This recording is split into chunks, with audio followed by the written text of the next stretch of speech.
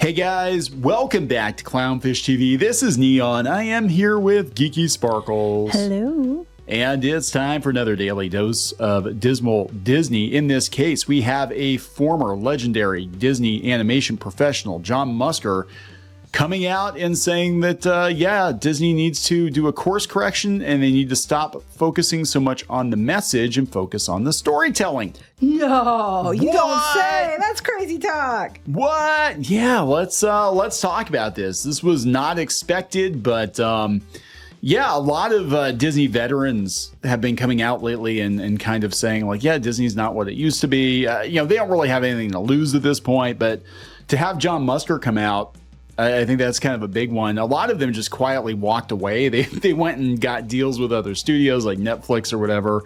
And of course, John Lasseter took a bunch of people with him, but there's like nothing left at Disney. I mean, there really isn't. Like all the greats are gone.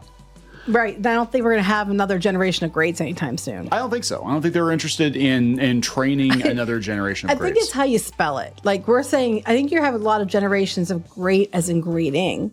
Right. G-R-A-T-E, but I don't think G-R-E-A-T, So instead of the greatest generation, we have the grading generation. Correct. So let's talk about this. Before we get into it any further, please subscribe for more pop culture news, views, and rants. Guys, yeah, woohoo if you do. Woohoo!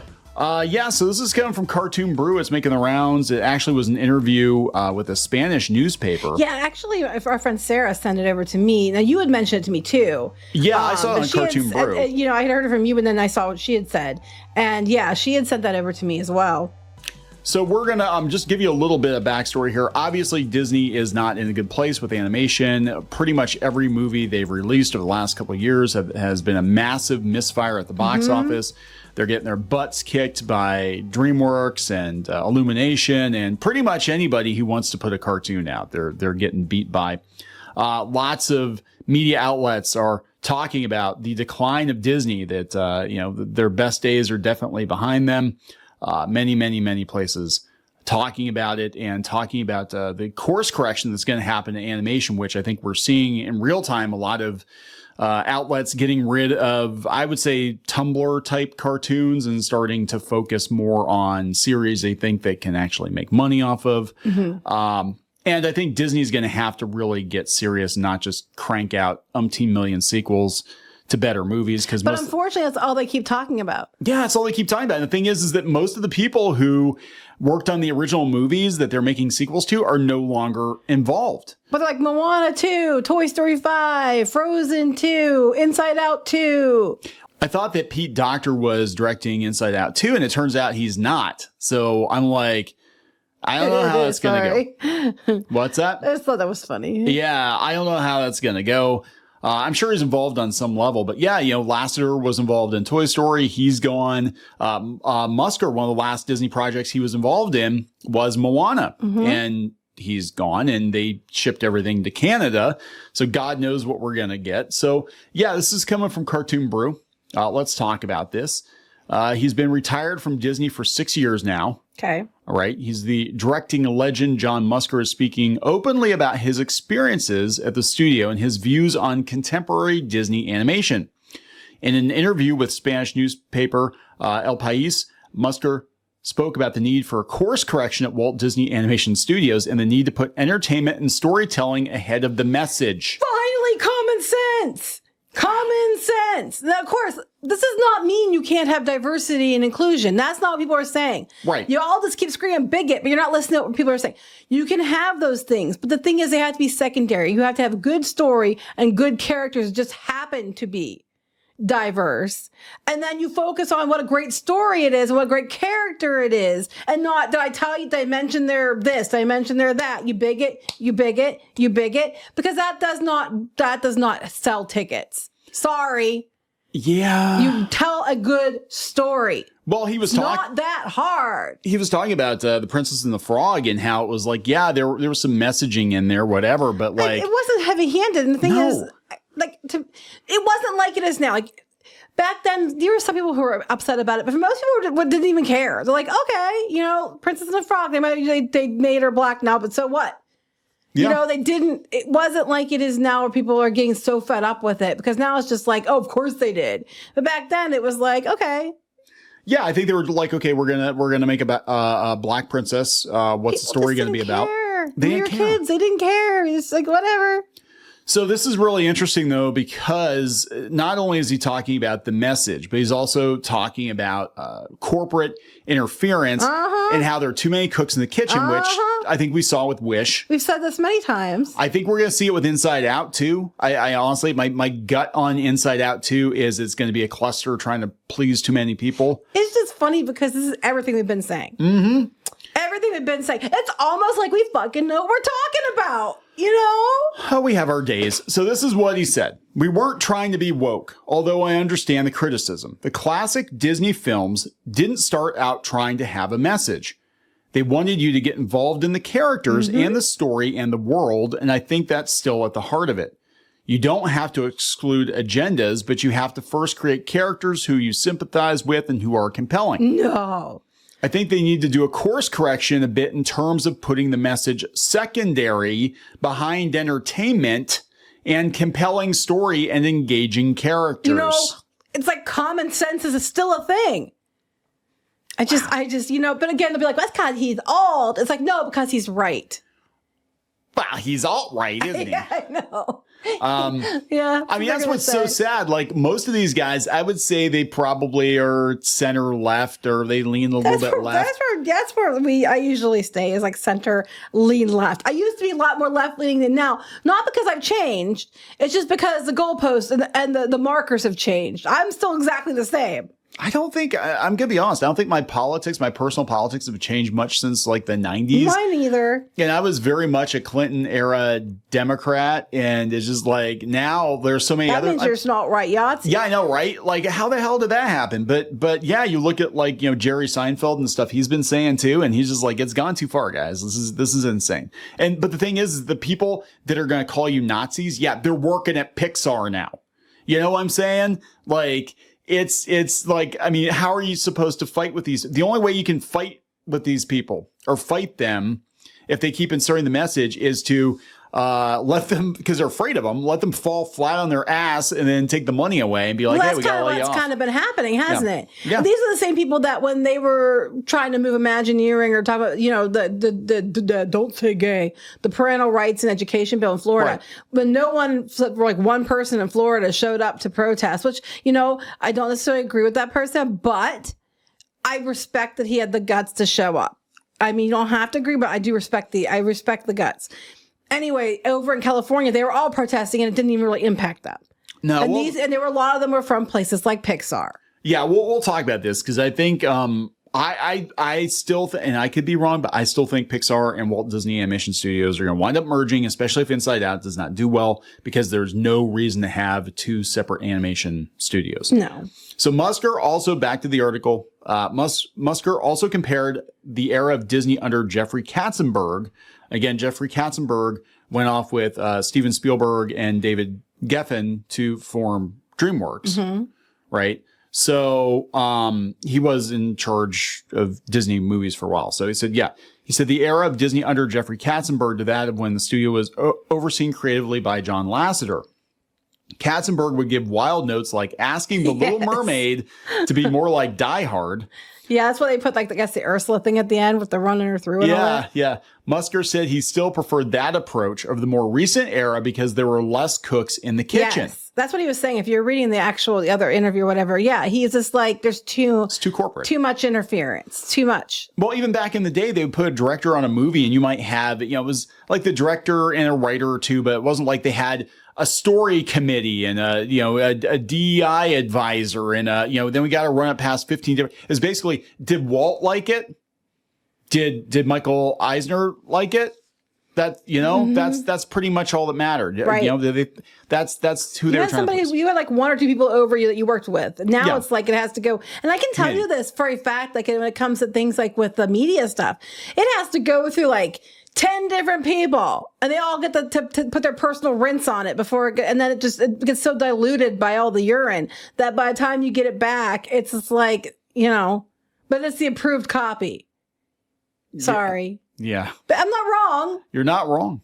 So this is what he said about Moana, because that was like, I think one of the last movies he worked on was Moana. If you go out to his IMDb, I mean, he's worked on like all all the movies during the Renaissance Oh, the era. Black Cauldron too. Black Cauldron, Great Mouse Detective, going into Little Mermaid, Aladdin, Hercules, Little Mermaid 2, based on. Planet, he said that they didn't do that well, and Yeah. Princess and the Frog, Disney Infinity. Yeah, characters. He created the characters. Moana. And yeah, and basically he gets the credit for based on. So he was heavily involved in the Renaissance era, right? So, but he said, yeah, Moana was a very difficult project. He said, it was our idea, but with Pixar and John Lasseter, our story kept changing hands. In the 90s, we had Jeffrey Katzenberg. He was an emperor, but there weren't 10 Jeffreys. Now you have too many people to satisfy. Exactly. Before, we didn't have 15 directors telling you how to make the movie. In some ways, they were right. It was a good thing. The urine. I'm telling you, it gets so filtered through everything that it's just like what you're left with is just straight up piss. Piss. Yeah. I thought Moana was good though. Moana was good. Moana was good. Actually, Moana did feel kind of like old school Disney on some level, and I think it's because of the involvement, of guys like John Musker. I liked Moana quite a bit. I think Encanto, well, it wasn't Pixar, but Encanto was really good. I think that was the last good what we got. I haven't seen Encanto. It was pretty good, but I saw parts of it. Moana was definitely good. Like we were doing a Moana too, and I say about how I don't know how it's going to do because it was a TV show first, but I like Moana. Like people are like, you just hate everything. Like no, I probably would love Moana too, as long as it's good. I just don't know how good it's going to be, is what I'm saying. Well, but I love Moana. He addresses that because he has nothing to do with the sequel, nothing to do with the live action. He said another topic addressed in the piece is that of the controversial live action remakes. Oh God, they're so terrible. Before this current era, Musker said that Disney management had proposed that they remake all their films in CGI. I told them I'd commit Harry Carey first. Yeah, of course, Disney continues to remake many of their most popular animated features, including an upcoming remake of Moana. I hope they do it well, but we have nothing to do with it. Thank God. I'd be thanking God that I didn't have anything to do with it. He criticized the recent remake of The Little Mermaid. They didn't play up the father-daughter story, and that was the heart of the movie. And the crab, you could look at live animals in a zoo and they have more expression. And with the Lion King, that's one of the basic things about Disney is the appeal. That's what animation does best. So basically he's like, yeah, they were lifeless. They were soulless, yeah. They were soulless and lifeless. Musker wrote of his interest in adapting Discworld. He acknowledges today's risk-averse environment. The film will be a tough sell. That's what the problem they're having. And it's not just Disney. I'm not going to pick on Disney for that. We see so many places. It was like, oh, they're remaking. I saw the other day, and I'm like, we're making something else. I'm like, they won't make new things because those things they know worked before. The problem is what made them work. You get rid of, and then you're like, why didn't it work now? It's like because everything that made it work then, or they were products of their time, and they don't work as a remake. And they're to me, that's more of a risk than it is trying to find something new and engaging. Yeah, and that's why because Iger has no creativity. He's just looking, and he even says our IP portfolio, our product. It's product to Bob Iger. Like, oh, well, we can just crank out another Zootopia, crank out another Toy Story, crank out another Frozen. We'll do 10 more Frozen movies. Doesn't matter if there's a story. Well, they already said that pretty much all the things they're going to add to parks now are IP based. And I hate that. They used to be creative. Like what they made up for the parks turned into IP they used for movies later. And now it's the other way around. Well, even with Epic Universe though, they're kind of bringing some of that old school Disney Imagineering back where, some of the park is based on IP like Mario, but other parts are just kind of whole cloth created. Oh, like the hub? Like that's the hub, all celestial and the stuff. Celestial, and because they could have gone. I even say the Dark Universes too, because Universal Monsters, but they're just like it's a different they're different characters in the. Yeah, it's like it's not like they're basically all in like one movie or something, Yeah, so now Disney to justify that, and this irritates me, to justify these attractions existing without any ties to IP. They're like, well, we have to movie it. So let's movie Space Mountain and movie Jungle Cruise and movie Pirates. And in the case of Pirates, they got lucky, but like, I'm afraid they're going to be like, well, the Space Mountain movie didn't do good. So we're going to retheme it as Star Wars again or something. Yeah, that's what they do. Yeah. But, the comments. Now, remember, Cartoon Brew Guys is a blog that's been around for a long time, 20 years, and a lot of industry professionals do go to this blog. Yeah, we've been around longer. We have been around longer, yeah. But So here we have some of the comments. This person says, the thing about messaging is there's nothing inherently wrong with it on a storytelling level. Really, a drive to address important themes or make a moral point can still result in a good story as long as it's well-crafted characters and scenarios. They realize they're discovered throughout that genuine intention. The actual problem is that such important themes rarely come first, especially in Hollywood products. They're mostly handled as currently trendy and therefore exploitable ingredients to cynically graft on, to cynically graft on whatever else a piece of entertainment was originally about, often becoming a priority, allowed to warp or replace critical core aspects that would make the story work otherwise. Damn. So that's, what I'm saying? Because like most stories, 99.9% of stories have a moral. They have a point. There's a reason we're telling this story. You have to have a reason for telling the story. But now it's just like, well, let's go down the list of, check boxes. We got to make all these people. And there's like 15 people involved. We got to run all these movies through a gauntlet to make sure that it's all sanitized. We got all the talking points in there. We're diverse enough. This marketing focus group, that focus group. And the art is lost. It's not art. It's product. Right. They mentioned that. But not just that. They said they keep saying it's just for kids. They keep saying animation's just for kids. It's not. The adults have to be invested enough to take the kids to the theater to go see the movie. They also say that the issue is made worse with the fact that even people critical of them refer to these problems as messaging and agendas. Yes, sometimes. But even acknowledging them as such validates them as genuine intentions rather than committee directives that they are. That's what they are. Yeah. So there's basically like, unfortunately, the people who didn't do that it gets superseded by the fact that it became that. Mm-hmm. Let's see here. We've got Lloyd who says the situation isn't helped by the fact that some critics are not actually critics, but reviewers who lack the knowledge to understand what they're watching or wish to avoid awkward conversations with their employers. They're enabling the industry to prolong its complacency and compounding the problem. I think the industry has been complacent for a long time because I honest to God think that a lot of these studios are afraid to get rid of the activist employees that they've hired. So they're just using the strikes and the macroeconomic circumstances to cut the dead weight. I think they're afraid of these people because they know they're all going to freaking, cause problems. Oh, we have to cancel this project. Well, there's no more place for you. Oh, hey, we're just going to boot everybody out of the Cartoon Network HQ, guys. I don't know what to tell you. We don't have any more money. Sorry, it's not you. It's not you. It's just macroeconomic circumstances. Yeah. It's like, no, good stuff will sell. But this comment, we'll wrap it up, I think, with this here. This is interesting. Older artists in particular have to be a bit careful with how they present their cartoons. Are too focused on the message spiel without it coming across as them merely complaining that today's generation simply employs different types of stories and aren't fussed about the fact that Porky Pig doesn't stutter as much as he used to. But that's representation of people for people with stutters. Yeah, and they were talking about the Daily Wire shit and all that.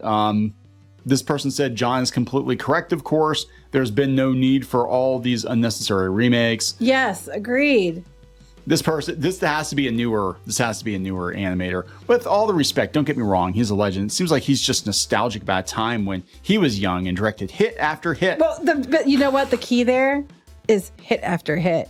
That's not happening now, so he can gloat. He can gloat. That's it. Disney is not the hit factory. As you should. It's the whole point of this. That is the whole point of this. The whole point is he was there. He helped kick off the Disney Renaissance.